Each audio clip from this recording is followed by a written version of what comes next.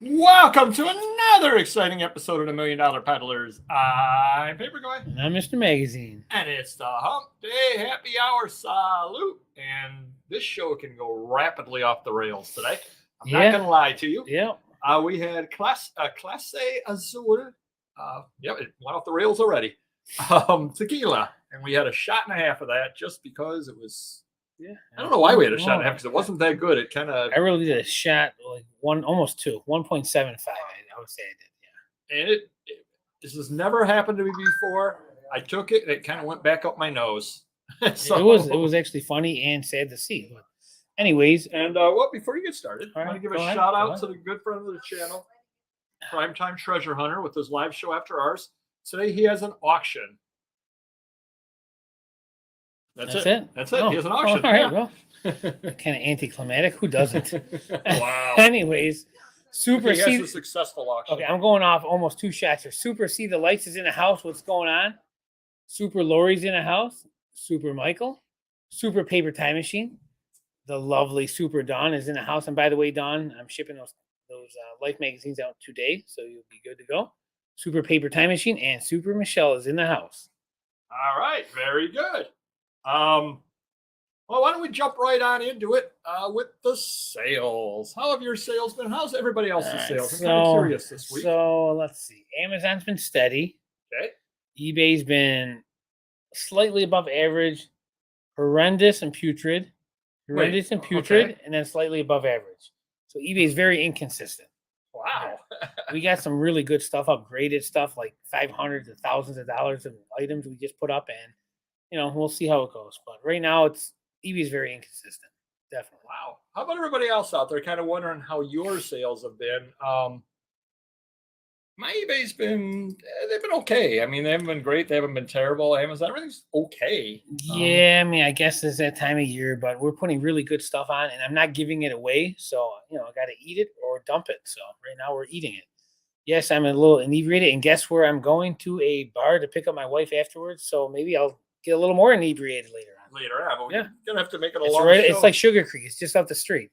So we got to get this out of your system. So we'll do a long show today. Yep. Good morning, Merity. Ben is in the house. Yep. How's it going? Yep. Super Merity. There you go. You got it. Super Merity brothers. You got it.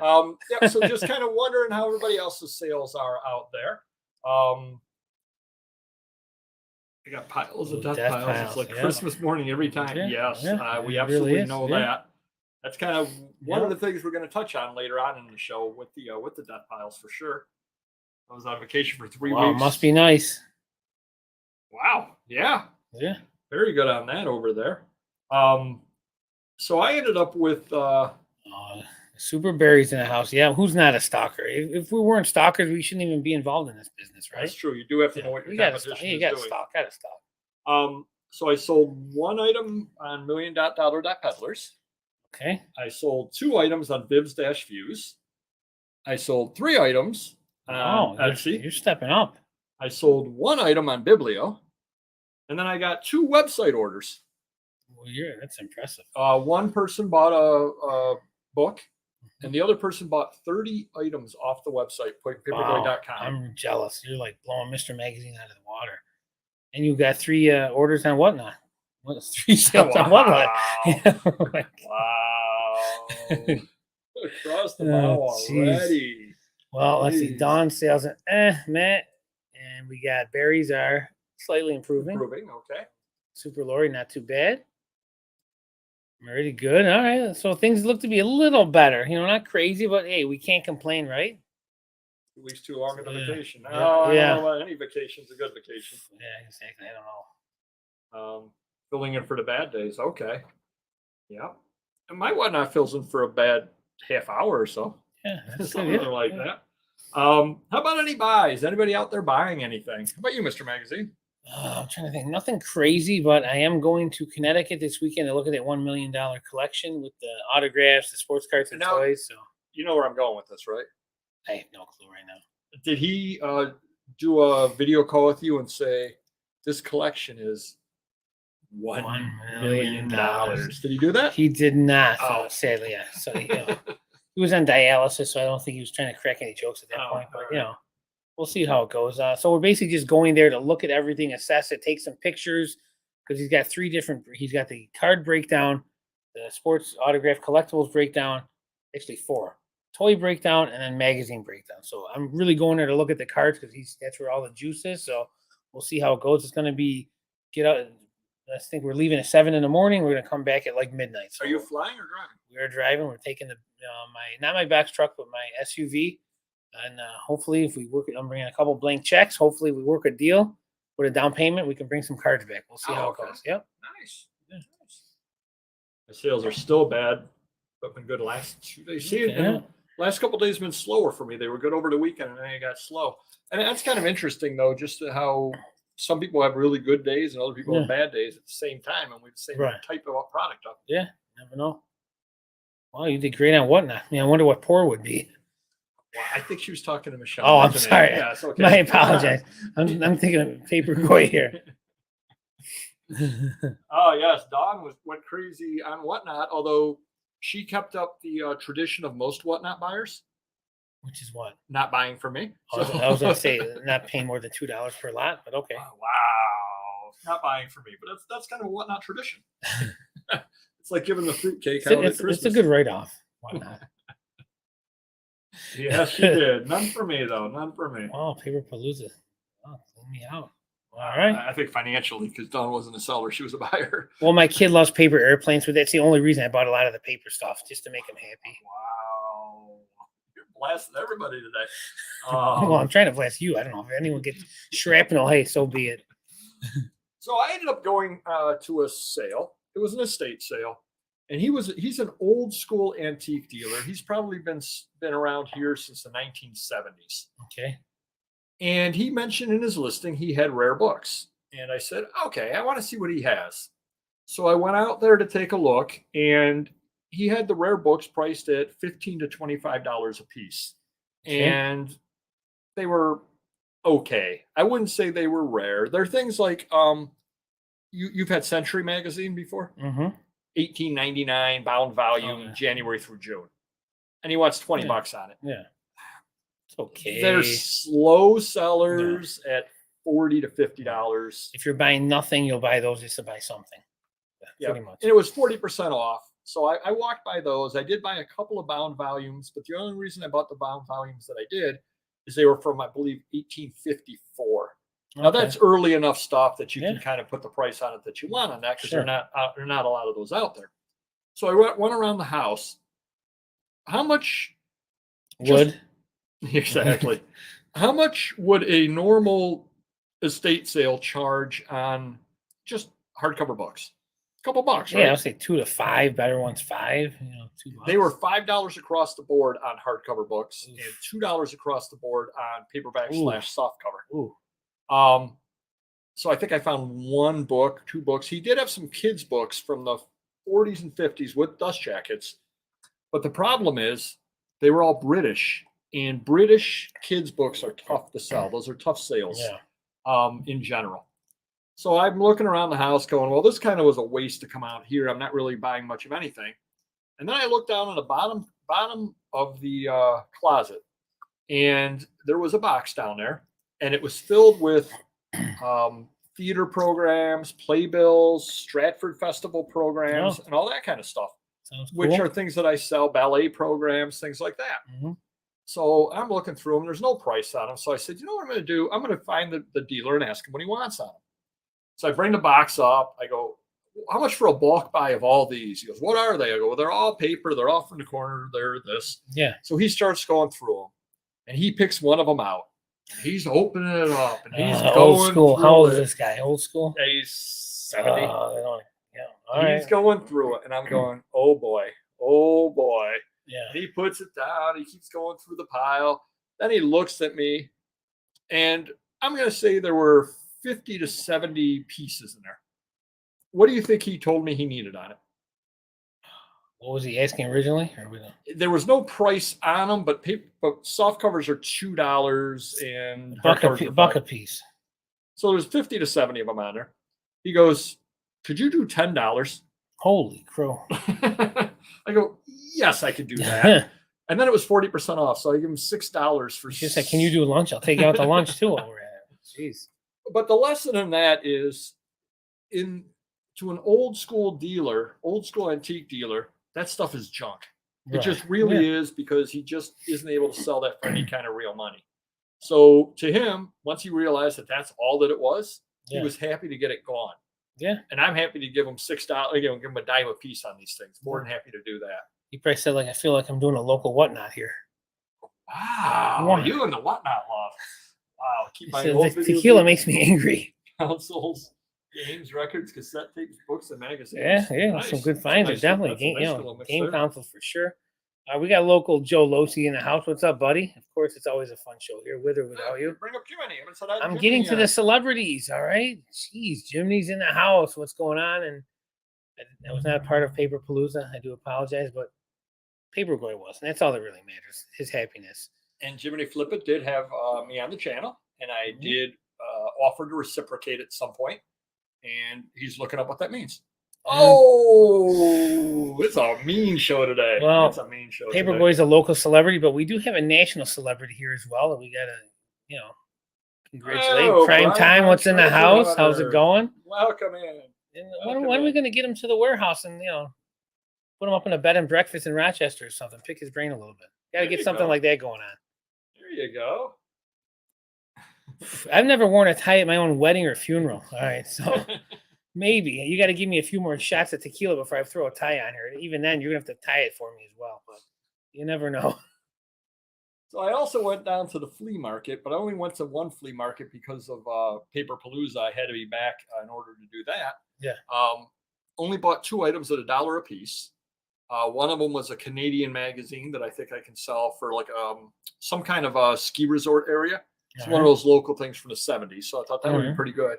The other thing was and this is a Bolo for sure. I know you featured these on some of our Bolo videos. Check them out every Saturday. Sports Illustrated for kids with the cards in them. Funny you mention that. Okay. So I'm going through one. You were missing one, and the guy sold it. I was going through the pod for the Connecticut deal, and it either said booked or it said magazine or newspaper. So I started opening up some magazines and stuff.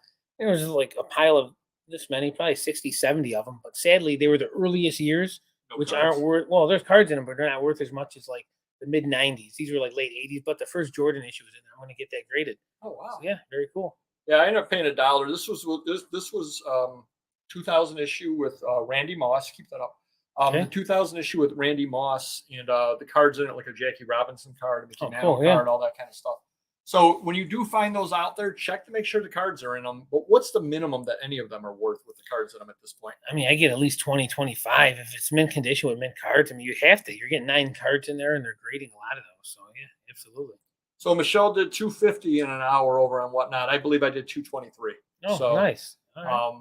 Kind of let the cat out of the bag there on the Paper Palooza sales. It, yeah, for good. 1 hour, that wasn't bad at all. Absolutely. 29 lots, and I had timed it out perfectly. Wow, so that worked out really well. Very good. You ever ship old magazines rolled in a tube? That I have never done. No. Newspaper, maybe, just like those ones that I get. They come rolled anyway. So, but yeah, magazines, I won't do that. Actually, I just bought. They are. What size are those Kraft envelopes that I bring out of your store? Those heavy duty ones. What are those? The big ones? Yeah, like 11 by 14? by 18 or something. Something like that. Yeah. You can buy special sized ones to handle the oversized magazines. Definitely worth doing it. Shout out to me over at the $1 Million Peddlers at gmail.com. And I will, I just bought some the other day and I'll send you over the size to have. Definitely a size that you need. You can ship anything oversized in those things and you ship it flat. Definitely works out really, really well. Ton of your stuff, but as you know, I had the additional shipper fees. All right. Thank you. Thank you. She's not going to buy much, bigger than postcards, obviously. Postcards and Life magazines. It's all small stuff. Wow. Looking at everybody today. Jeez. Oh, and then I ended up getting a call from a local dealer who you've bought from them before, and I have as well. A lot of music stuff. And he called me, and he's going to be getting rid of the rest of his music books. His first name start with a P? Indeed, it does. All right, there we go. He called me and asked if I was interested in buying the rest of his music books. They're all stuff that he had listed on Amazon, and he stopped listing on Amazon. And he says these are all good items, $25 to $100 a piece, but they're slow sellers, which that's what Amazon is, and I'm aware of that. And he goes, I don't want to give these away for like 50 cents a piece. I said, no, I understand. Yeah, right. So he's going to be calling me next week, and we'll be getting together at some point. Cool. So that's my big buy. Very good. Or to be buy. Yeah. Couple of other things over there. Well, why don't we get on into everybody's favorite area, the glitch of the week? Do let me know what glitches you found out there, because I found 3 glitches this week. Every week. Have you Can we go 1 week? Well, if I did, I forgot about it, so don't ask me. Well, a couple of things. Okay, let me ask you if you found this glitch. All right. Have you been relisting your unsold items? Yep. Have you had any glitches on that? I don't recall so, unless I overlooked them. Well, you couldn't overlook this one. Okay. So I've been getting this glitch the last 3 to 4 days. I go to my unsold items and I highlight them, and I click, what is it, relist in store, whatever the thing is to relist them. It comes up, the thing comes up, says they've been relisted, and then it says error loading this page. After they've been relisted, error loading the page. I've not had that issue. Yeah. I've had it 3 or 4 days in a row, and it's got a little thing in there where you click to refresh. I click to refresh, and it just says error loading the page. So then you have to go back to be able to get to do anything. Crazy. Yeah, I've been lucky, I guess. So that was one glitch. Another glitch, I had a problem. Do you use, on any sites, do you use two-factor authentication? No.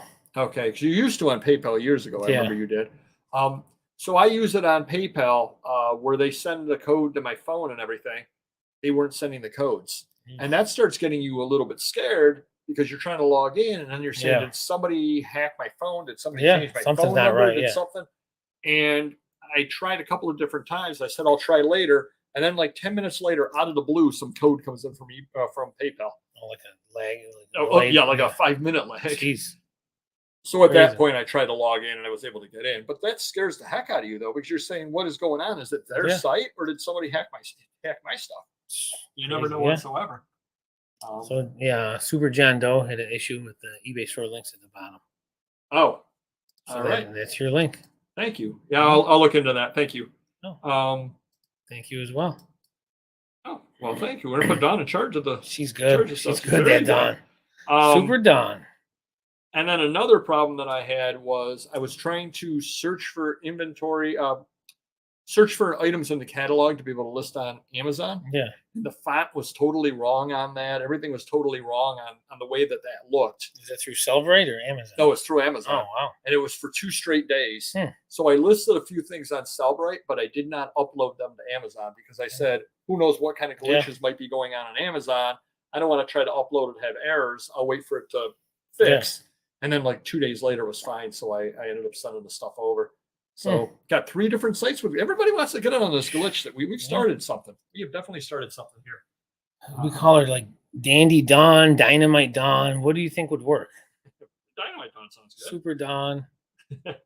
How about have your eBay listers been moved over to the new listing yet?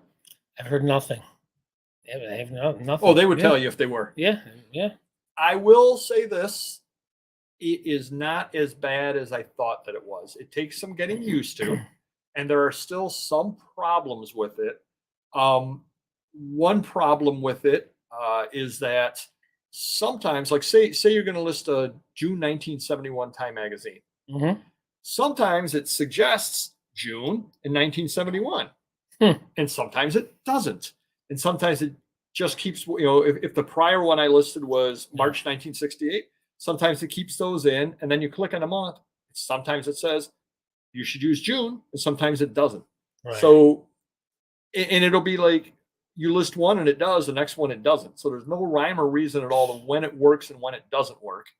And the other problem I was having, but this was only when I was listing magazines, I went into the description area to type something, and I go to type it, and it kicks me all the way up the page to the top of the page. Right. And I'm like, no. So you go back down and you click in to type something in the description, and it threw you all the way down to the bottom of the page. And then you go back up, and then you can type what you want in the description area. After about 3 times of that happening, I'm like, let me click here. Now let me scroll down. Now let me click here. Now let me scroll up. Now I can start Yes. putting in my description.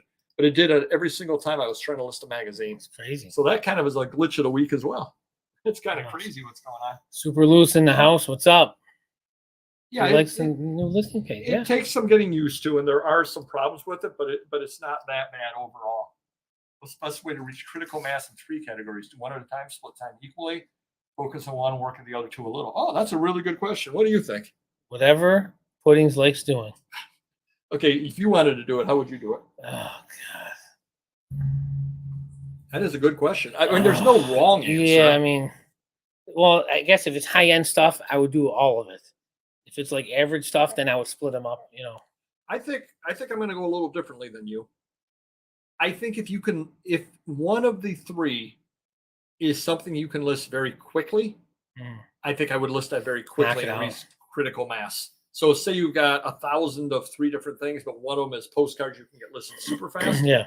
I would list 1,000 postcards right away, get those completely out of the way, and then you've reached critical mass in that area, and then you've got the other 2 to work on. Would that make sense?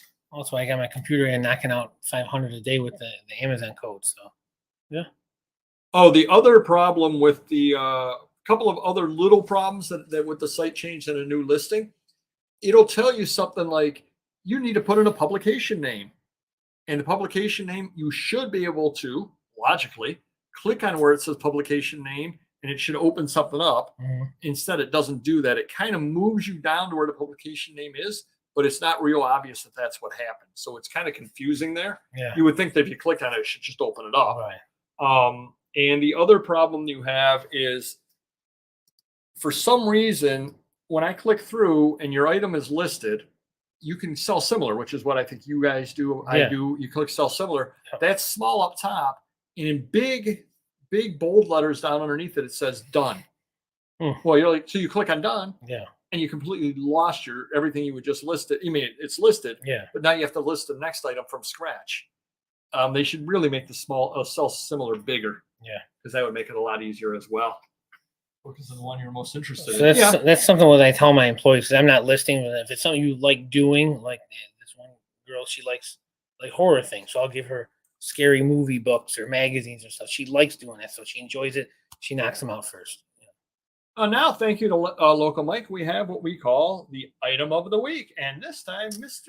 Magazine brought something for show and tell. So I recently found this in a binder with a bunch of other programs. And I don't know what this is either. And that's half the fun of the show. And yeah, I was just going through. Apparently, it was taped shut and you can't get it out. I was going through random boxes and of magazines, and I found these old. It was basically 20 of these, but the Rochester Royals programs from the 50s.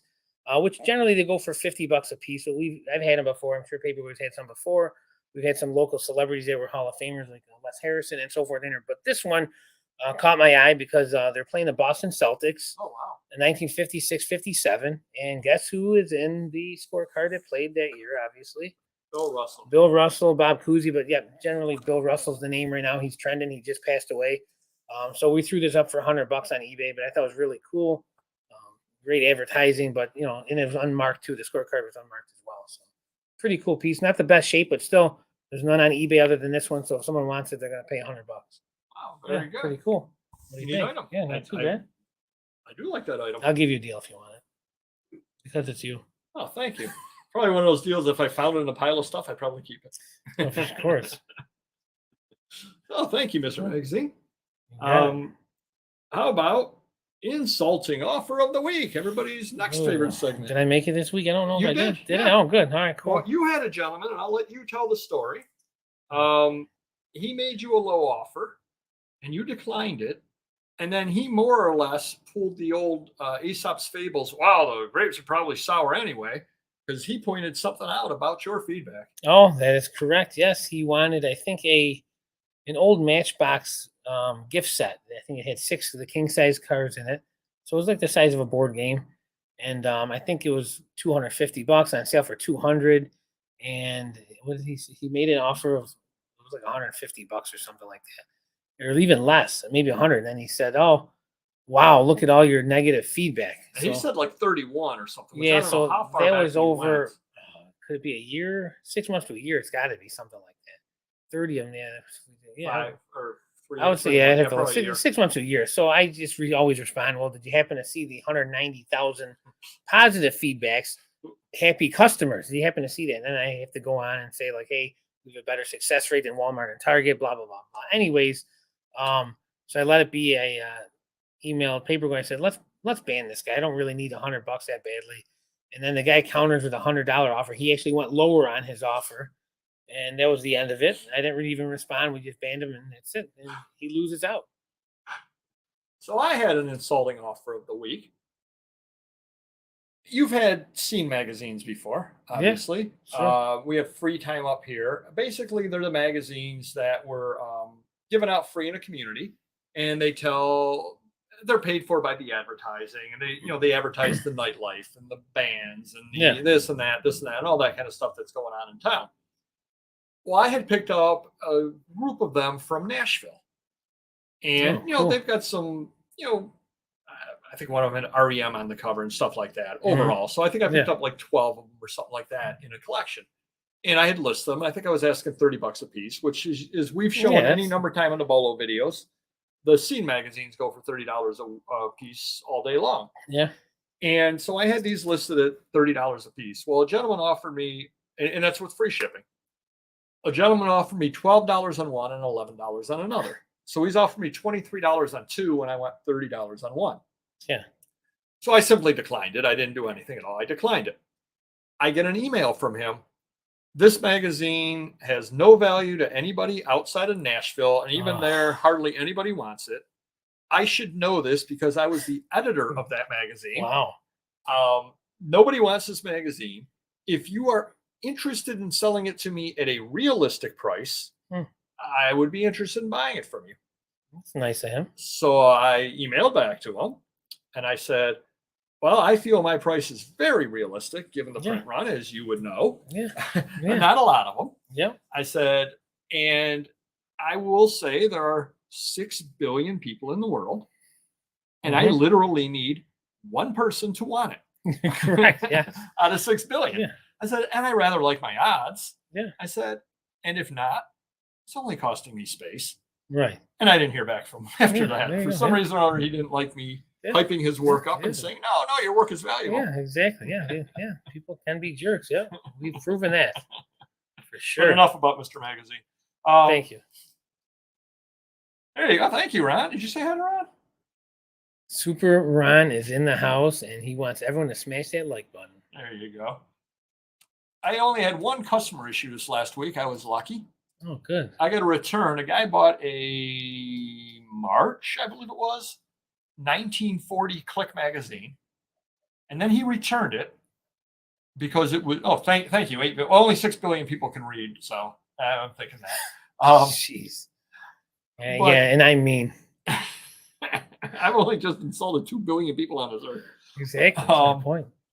But he bought a Click magazine, March 1940 Click magazine, and returned it after he got it, bought by mistake.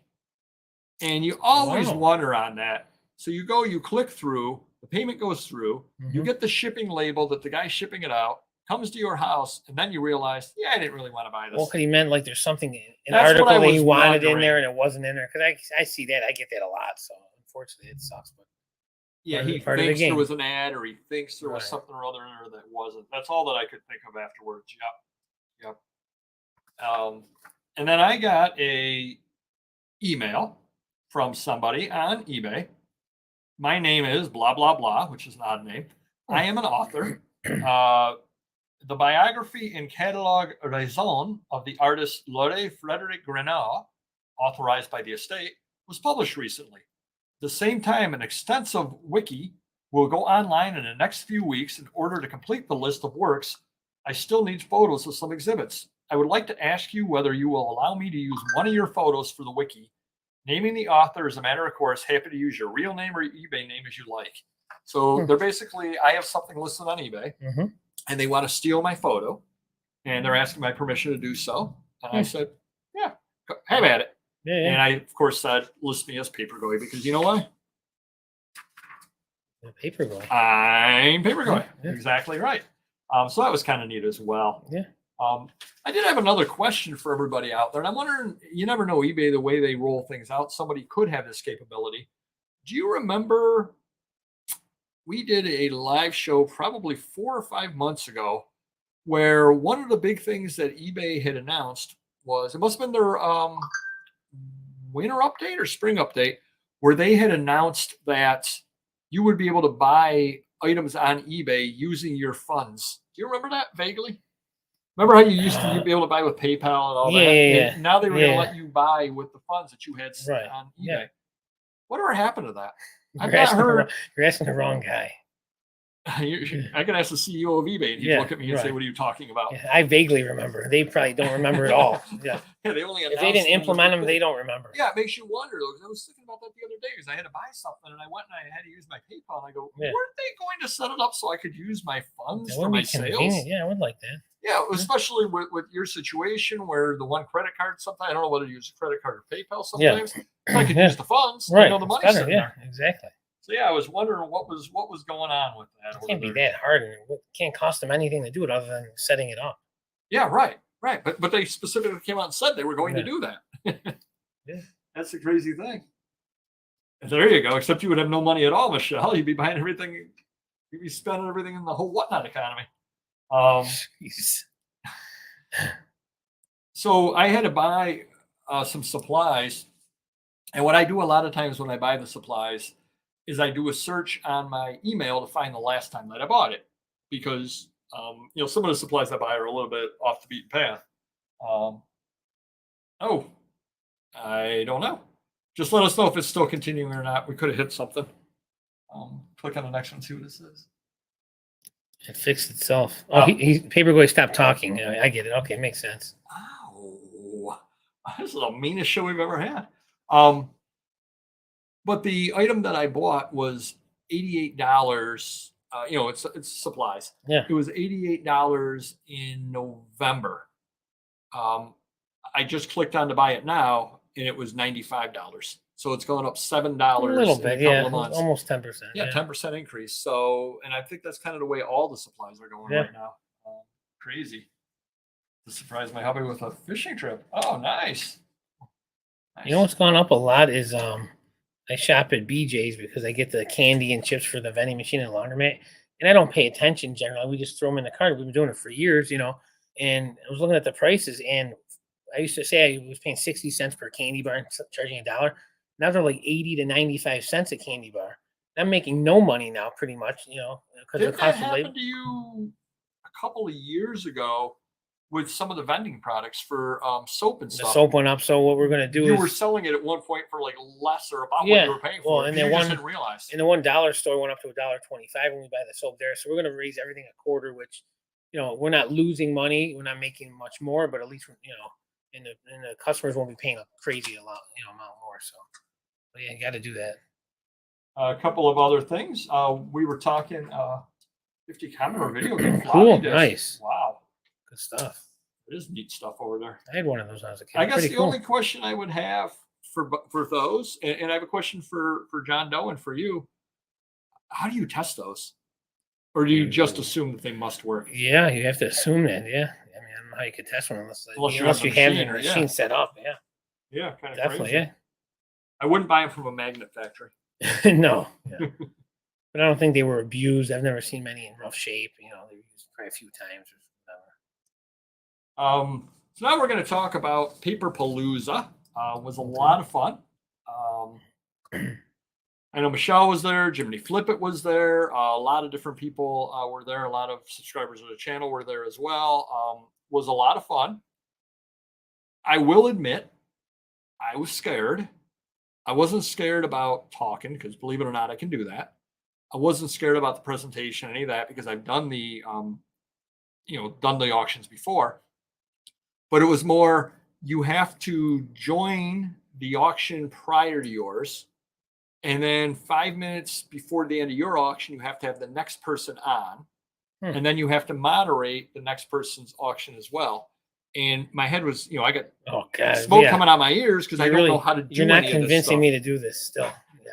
Well, I didn't know how to do any of it. Right. And so I was a little bit concerned about it. So I watched a whole bunch of the auctions the first day. and I saw that it was obviously easy to do because nobody else was having any problems. Yeah.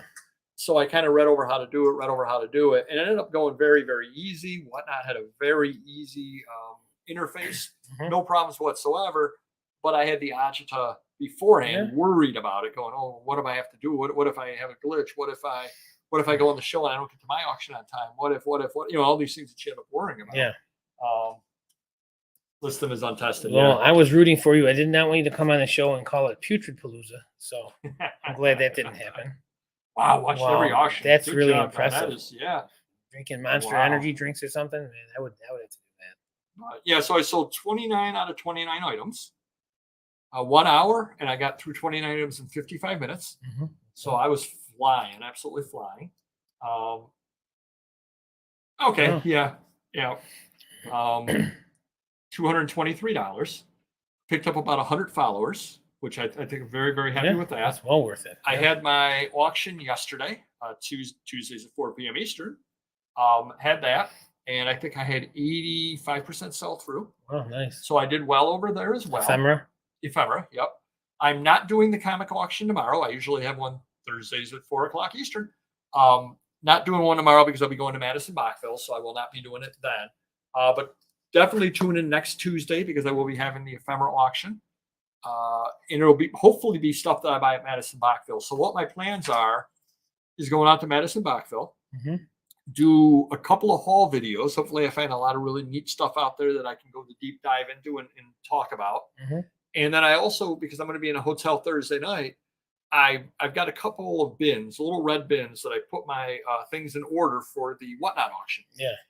I'm going to try, hopefully, buy enough stuff tomorrow that I can set up the Whatnot auction for Tuesday from the hotel. Wow, that and have it all set up, all cataloged, everything and all like that. So when are you coming back? I'm coming back Friday afternoon. So going Thursday, coming back Friday, doing an overnight. Oh, okay. Yep. Cool. But should be interesting, but that is my goal as far as that goes. And then I had a good Facebook auction on Monday also. Oh, nice. Sold 85% of the items on there as well.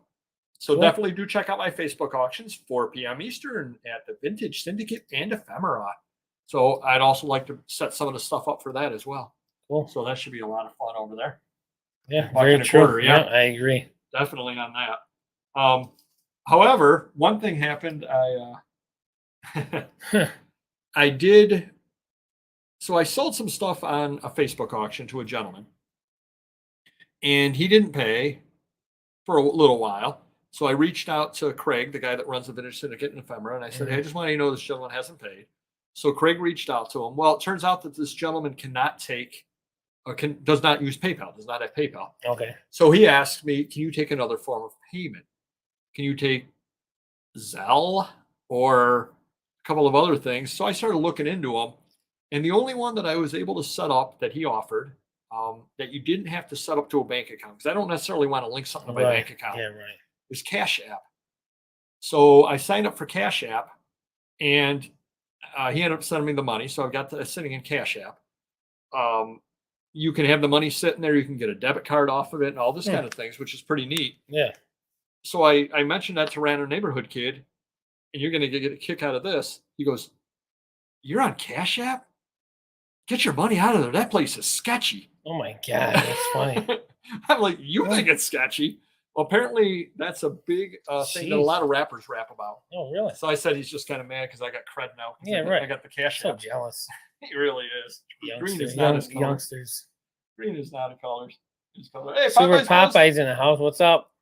The gentleman, one of the people that put on Paper Palooza. Thank you very much, Popeyes. It was a lot of fun. Everybody had a lot of fun. Also want to, the funny thing I was going to say about the Random Neighborhood Kid, how funny is it that he's telling me not to be careless? True, yeah. I want that to sink in for a minute. He's telling me, slow down, be careful, don't do anything foolish. Jeez. And I do want to give a big shout out to Jiminy Flip. We were on the show. It was a lot of fun. And Jiminy, in all seriousness, at some point we will definitely have you on, no doubt at all about it. Oh, there he is. He's saying even in the Popeyes postcards. Geez, even on our own show, we're not the most popular person. What are you gonna do? Just the way it works. But yeah, so Jiminy, thank you very much. He had a good show. Do check it out. Do subscribe if you haven't already. His show is really, really good. Hit the like button on our show first up. And a couple, guess what happened to me? My Amazon account is at risk of deactivation. Again. So you must be on the cuff. Except I had no critical events. They haven't found any problems with anything. I checked. There has been no problem since they reactivated my account saying it was not at risk. And all of a sudden, it's only thing I can think of is maybe there's something where, and I'm making this up, maybe you need to be under 3% on something. And I had 3 problems in 101 sales. Okay, yeah. And now sales were a little slow and I have 98 sales with the same 3 problems. And now it's above 3%. And just something weird with their algorithm that all of a sudden they look and go, whoa, you're out of whack with your percentages, even though I haven't had any other violations. I started laughing. I go, so I've done nothing wrong in the last week since I've gotten, out of risk. Right. And yet I'm back in risk despite doing nothing wrong and having no problems. Yeah. It's absolutely crazy, to say the least. Guess what else I did this past week? I unloaded the car from when I went to Springfield and met the auction professor. Finally? That was only in May. Wow. It only took 3 months to unload the car. Yeah, you need to keep buying. Well, that does tie into our main subject today, so that'll be a nice segue on that over there. Yeah, it took 3 months for me to do that. And the other crazy thing is, you know what I have sitting right next to where I sit at? I have some really good things that I bought at Madison Bachville last year. It's literally been sitting within arm's length of me for 1 year. Jeez. And they're good items that I know will sell. And I haven't touched them in 1 year. It's crazy. So I need to go and buy more stuff. Absolutely. Of course you do. Of course you do. Oh, thank you. 34 Super Collecting's in the house. There you go. So that kind of ties into our main thing, which is mining your death piles. Now, you kind of did that a little bit this past week. Yeah, we did some organizing in some of the pods, making some room. We're trying to free up some space to get some more shelving in, just get more organized. And we found some good stuff, bad stuff, whatever. But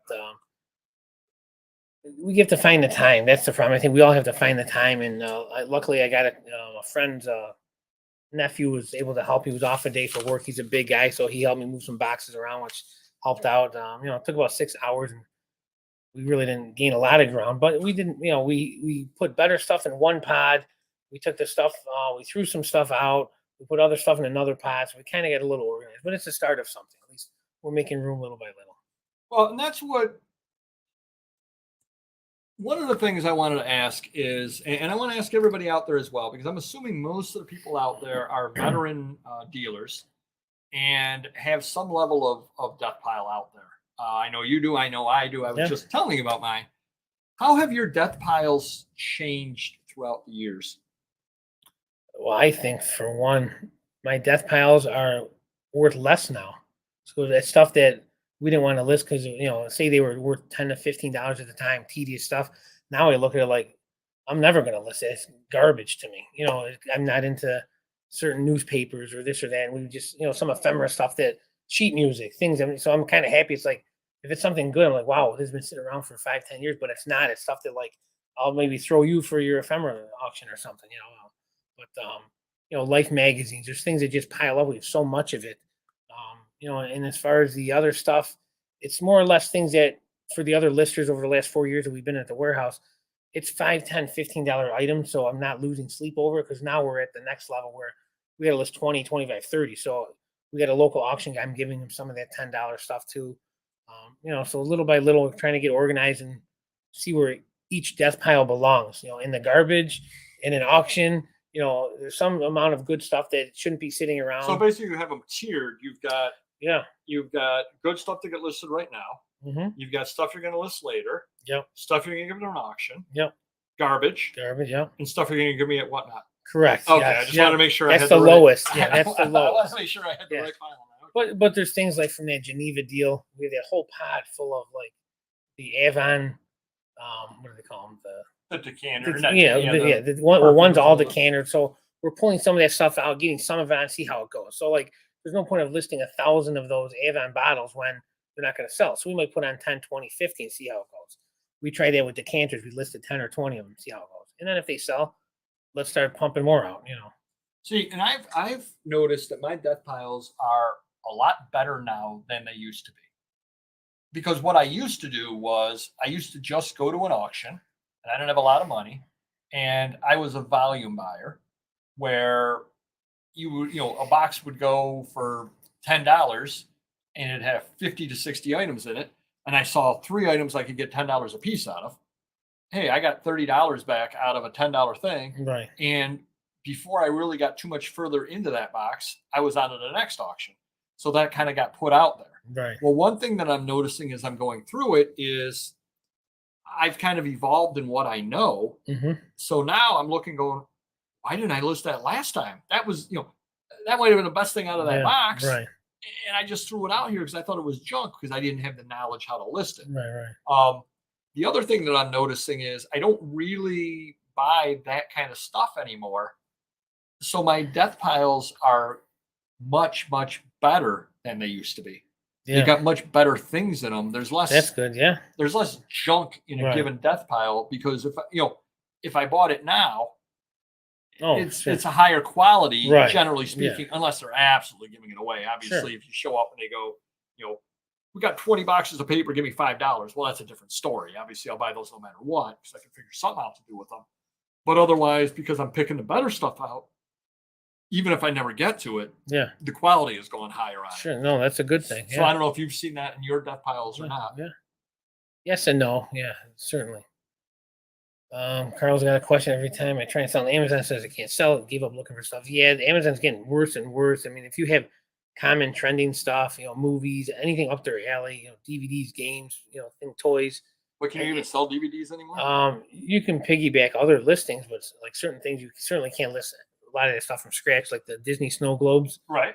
They're not in their system, not in their database, and we can't list them from scratch. So a lot of stuff. Oh yeah, Disney really. Yeah, a lot of stuff is gated, or can't list it.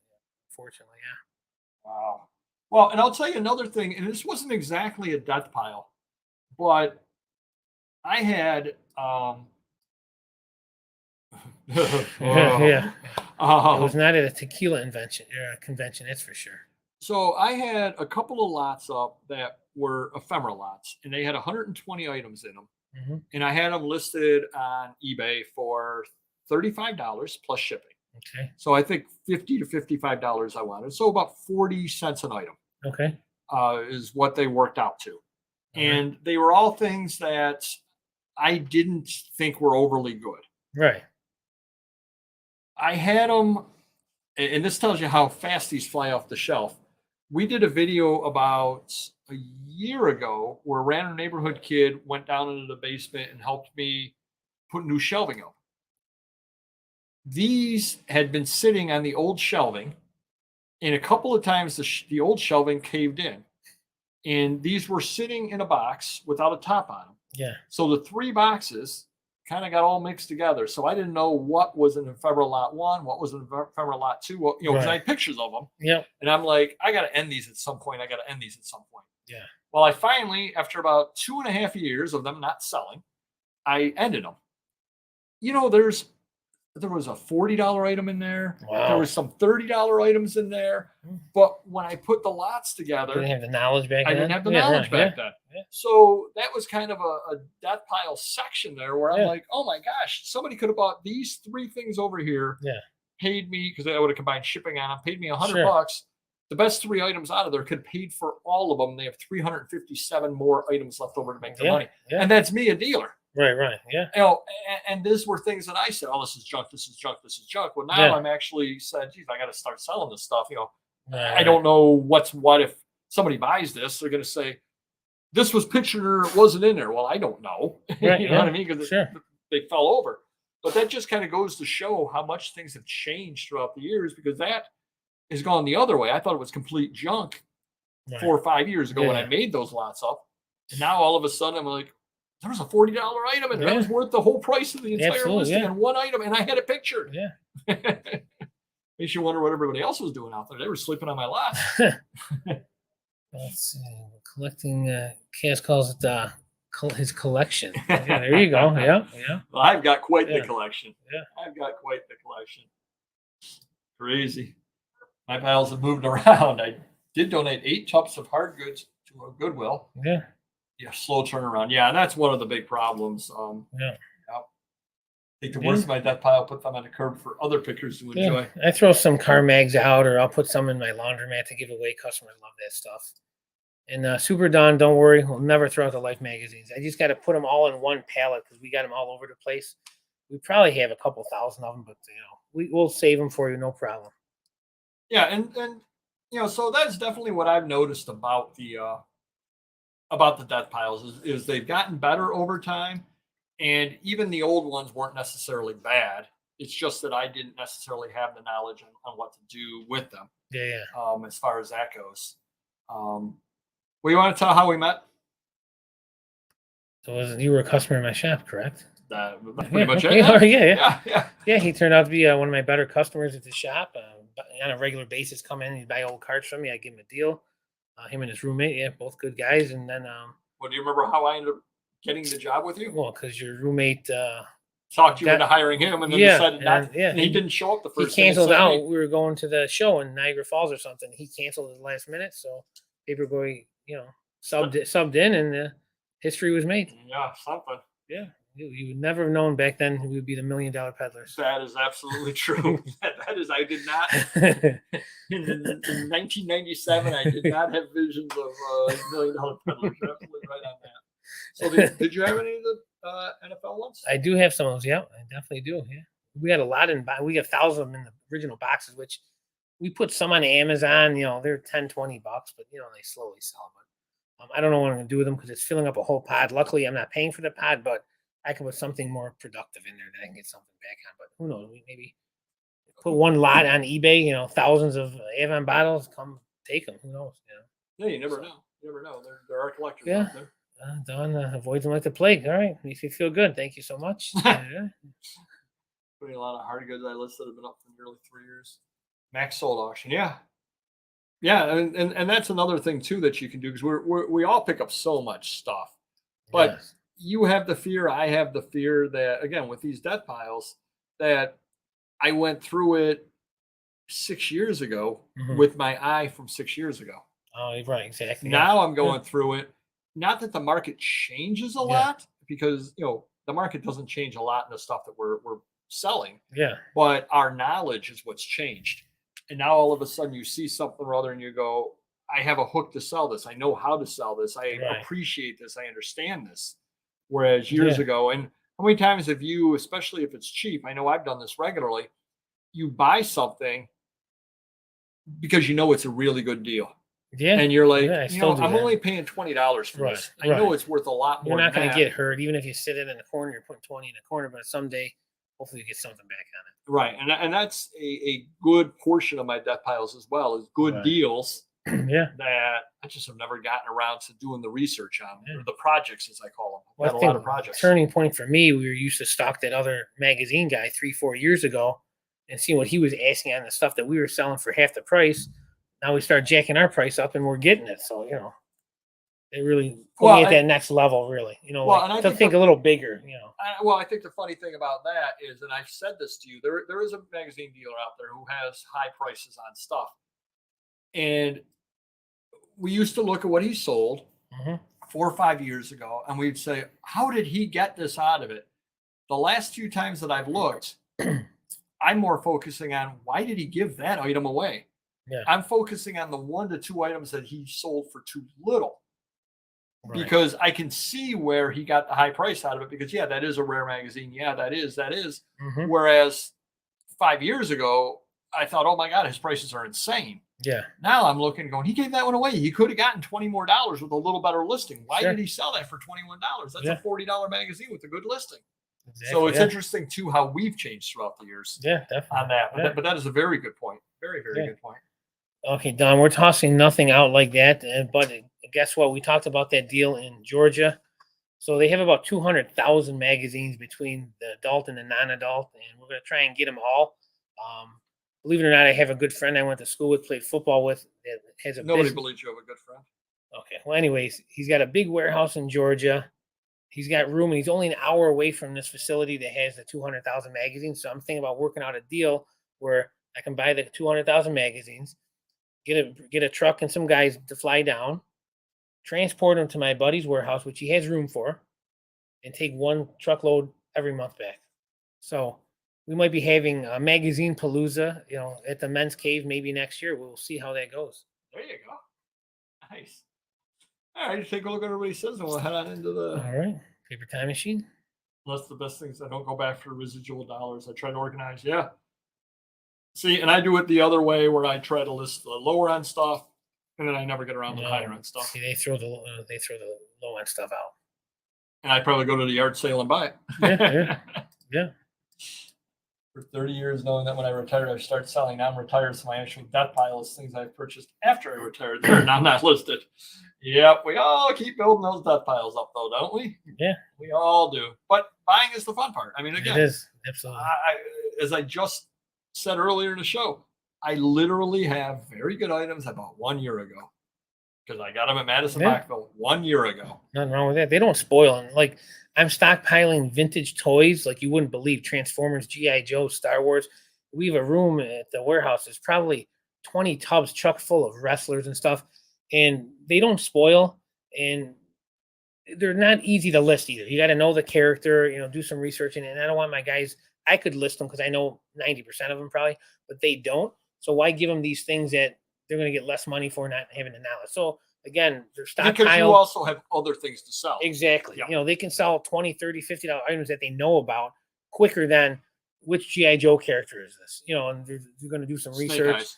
Exactly. But say it's 50 or $100, they might only get 20 because they're not listing it properly. So, but again, that stuff doesn't spoil. I got 1,000 signed baseballs sitting in a corner. They don't spoil, so, I have crap sitting around. I got good stuff sitting around. I got a little mix of everything. So Snake Eyes.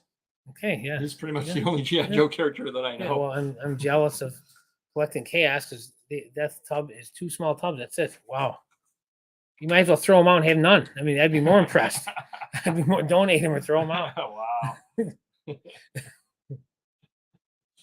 Crazy. But I bought when I did was trying to find this mark and I paid. Wow. Yeah. Wow. Crazy. Well, and I guess we've talked before about debt piles, but I think that might be the biggest advantage to having them. Let's say I went out to Madison Bachville and say it was like last year, Thursday, which was the absolute worst day of buying I've ever done because it was a monsoon and I'm walking around trying to avoid the flash floods that are coming down through the aisles. And it was terrible. It was a terrible day. I wish you had a GoPro. Say it were that day, both days. No big deal.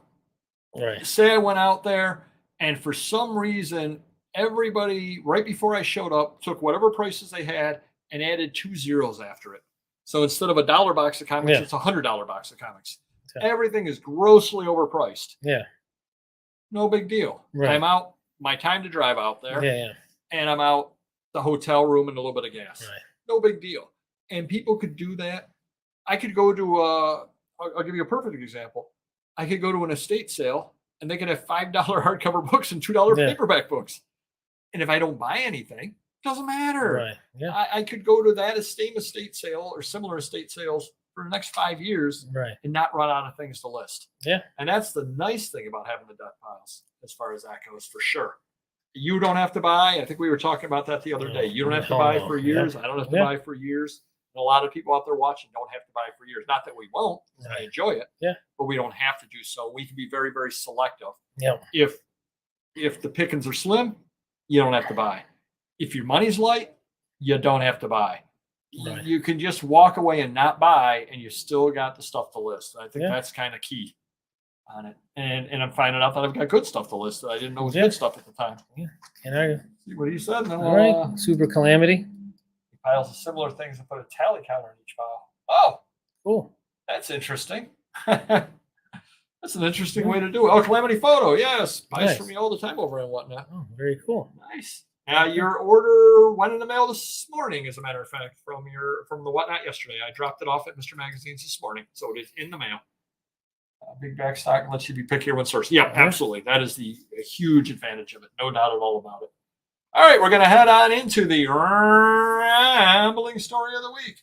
Somebody did say at the whatnot auction that I better not go into a rambling story of the week, or I'll use my entire hour on whatnot up. Very true. Very true. Well, it's a sad day when Paper Goy can't come up with a rambling story that beats another basement story. And here we go. So we're getting ready to get the more basement stories or more. This is going to be the end of it, and I'm going to tell you why. Anyways, the original guy that gave us your house. I would love to. I would love to. Living outside might be easier. You have a tent. So the guy that gave me the great deal, the $4,000, he's rescheduled 3 times in 3 weeks. I don't think he wants to do it. They're dodging my calls, whatever the case may be. Maybe he's not making as much money. I don't know what it is. And I said, you know what? My family wanted the epoxy. A good friend of mine puts down the vinyl flooring. We're going to get some waterproof vinyl flooring. Gray matches it and get it over with. I talked to him today. We ordered the product. We're going to get it tomorrow. He's going to put it in Monday. It's going to be all over and done with. We'll live happily ever after. What do you think of that? I'll believe it when I see it. All right.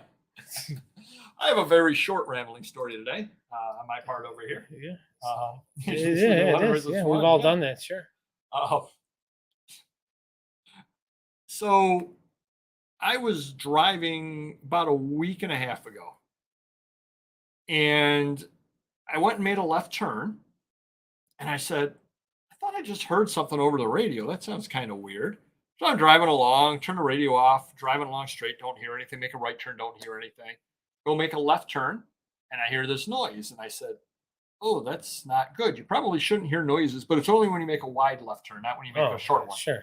I said, that's probably not a positive thing to have strange noises coming in when you make left turns. So I did a little bit of research on it on the internet, because of course the internet never lies. And they couldn't print it if it wasn't true. And it could be a ball joint. It could be something with a tie rod. Basically, it's nothing I really want to be driving around with. Right. So I went and I called my shop, and no answer on Wednesday. And I called them on Thursday, no answer. I said, okay, they're on vacation.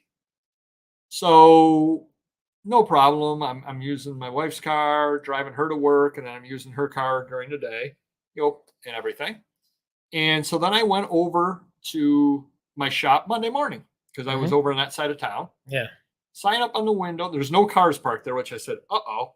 Sign on the window. On vacation, 2 weeks. Ooh. I said, oh boy. Brutal. So I'm not going to be able to get the car fixed until next week. Well, there is You're not driving the Mercedes. That's kind of what I was hinting at. So there's a auto repair shop right around the corner from me. And I happen to deal with them in my day job. Well, they called me to try to set the appointment up for my day job. Yeah. So I got him on the phone, and I'm setting up the appointment. I said, hey, let me ask you a quick question.